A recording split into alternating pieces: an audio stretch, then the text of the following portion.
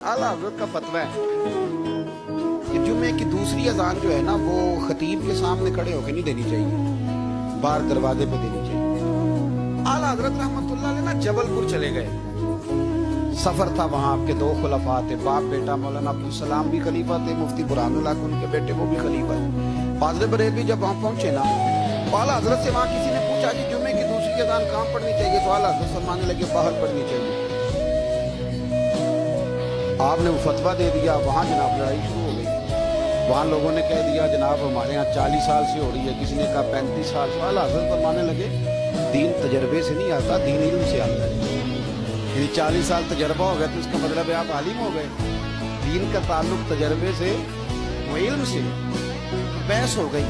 आला हज़रत ना अंग्रेज की अदालत नहीं जाते थे, फरमाते थे अदालत तो वो होती है जहाँ अदल होता है, आप उसको कचहरी कहते थे, अदालत कहती नहीं, तो कभी गए ही नहीं थे। उन्होंने मुकदमा करा दिया, आला पर्चा कटवा दिया जी, मौलाना ने फसाद करा दिया। अब वो जज मुसलमान था, उसने रीड कर लिया। वो जो नायब का असद नहीं, वो अदरी जिसको कहते हैं आवाजें देता है, फलां बिन फलां हाजिर हो, वो आला हज़रत का मुरीद था।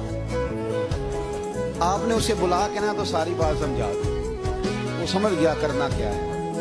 जब बारी आई ना आला हज़रत की तो जज साहब ने केस पहले पढ़ लिया था कि ये मसला है, मौलाना कहते हैं अजान बात पढ़ो, तो कुछ लोग कहते हैं सामने पढ़नी चाहिए। उसने कहा भी बुलाओ मौलाना रजा अली खां बल्द नकी अली खां। वो कहने लगा खड़ा होकर ना जज के सामने, कानों में दोनों बिल्कुल जज की आवाज देनी थी ना बाहर जाके, तो जज साहब के सामने जज साहब की तरफ मुंह करके कहने लगा मौलाना रजा अली खां बल्द नकी अली खां हाजिर हो। तो जज कहने लगा बेवकूफ बाहर जाके कहने लगे यही तो मेरे पीर कहते हैं, यही तो वो फरमाते हैं कि खतीब तो आया बैठा जुमा पढ़ाने, वो तो आया हुआ है, बाहर जाके कहें जो नहीं आए उन्हें भी पता चल जाए कि जुमा पढ़ना है, यही तो वो कहते हैं।